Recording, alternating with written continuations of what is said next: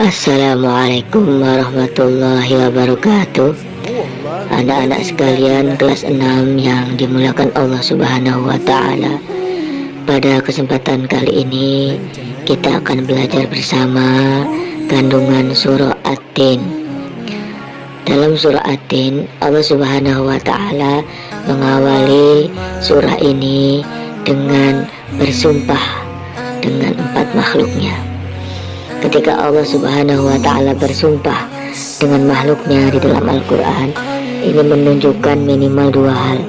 Yang pertama, bahwa makhluk-makhluk yang dijadikan sumpah oleh Allah Subhanahu wa Ta'ala merupakan makhluk atau sesuatu yang memiliki makna yang penting.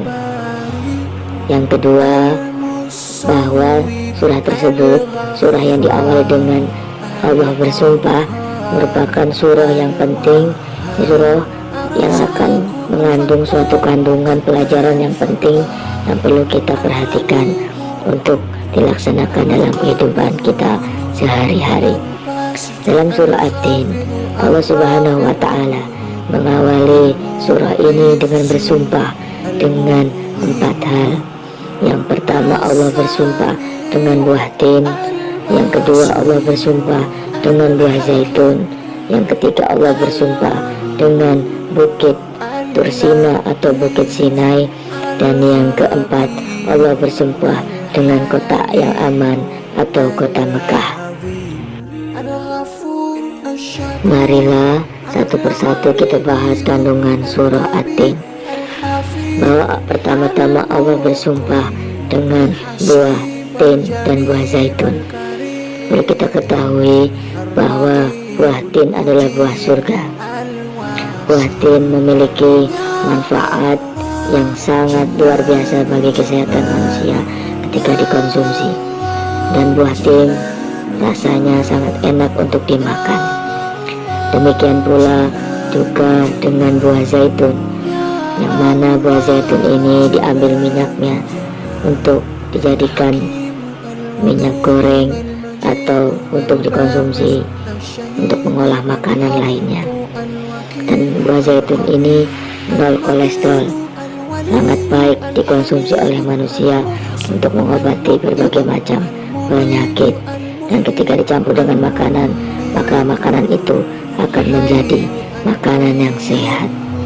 Dan juga Allah Subhanahu wa Ta'ala bersumpah dalam surah At-Tin dengan bukit Sinai atau bukit Tursina. Bukit ini adalah bukit yang penuh sejarah, di mana Nabi Musa bertemu dengan Allah, di mana di Tursina ini ketika Rasulullah SAW Isra Mi'raj, beliau mampir sejenak di bukit ini. Dan nanti di akhir zaman, salah satu tempat yang aman dari serangan Ya'juj dan Ma'juj, ketika kita bersembunyi atau kita berlari ke situ maka kita aman, maka salah satu tempat itu yang aman adalah bukit Tursina atau bukit Sinai ini.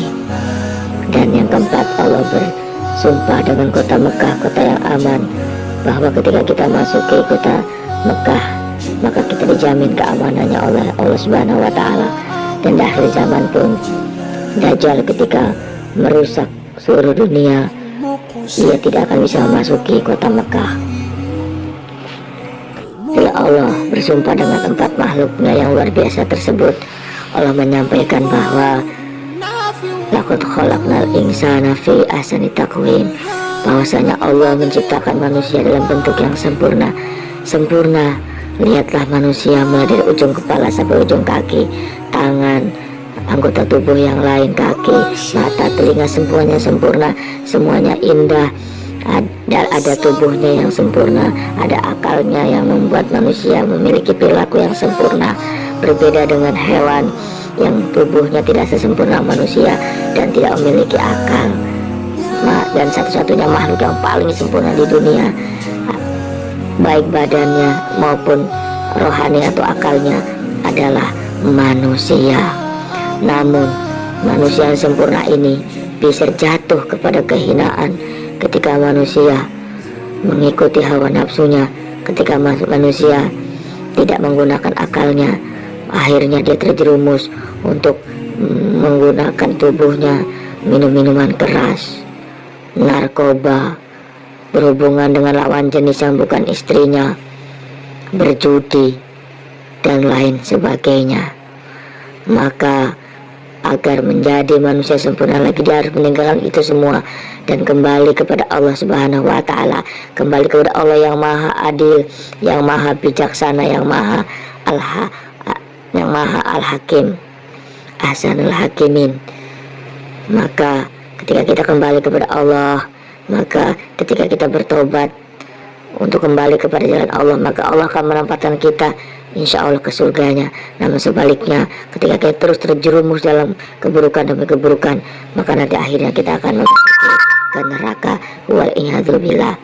Maka dari itu, anak-anakku yang dimuliakan Allah Subhanahu wa Ta'ala, marilah kita mengambil pelajaran dari buah Atin ini, bahwa mengambil pelajaran dari surah Atin ini, maksud Bapak, bahwa manusia akan mulia ketika menggunakan seluruh kesempurnaan dirinya untuk taat kepada Allah, dan sebaliknya manusia akan hina ketika menggunakan itu untuk bermaksiat kepada Allah Subhanahu wa Ta'ala.